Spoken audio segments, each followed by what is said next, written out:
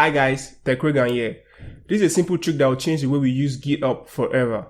Before I show you the trick, I want to let you know I create tutorials on programming, tech in general, and tips like this.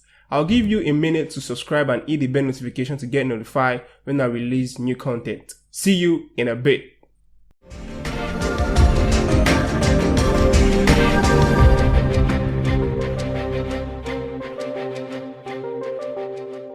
In this video, I'll show you how to view GitHub repos on an online Vscode editor. So right here is my public repo, which is my YouTube clone.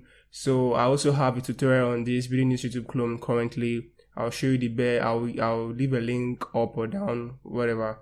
Okay, so what we need to do now is to, before the .com, so just put in 1s here. So I'll say github.com 1s and I'll press enter, and that's just it.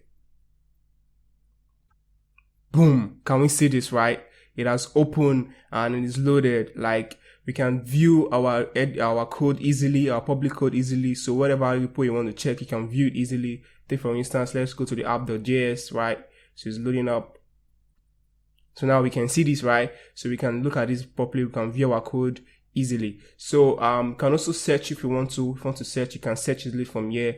And if you want to like view your GitHub account, if you want to view like your private repos in your GitHub account, so just go to the GitHub 1s right here. You can see that they gave us this enable private repo. So what you need to do is just to set the auth token. Follow this step and you will do that. So if you see that right here, is just down below here, so you can set the token here. So it's telling us that we just have only 5,000 requests per hour. So if you want to do this, just follow what I just told you here to set it, and that's just it.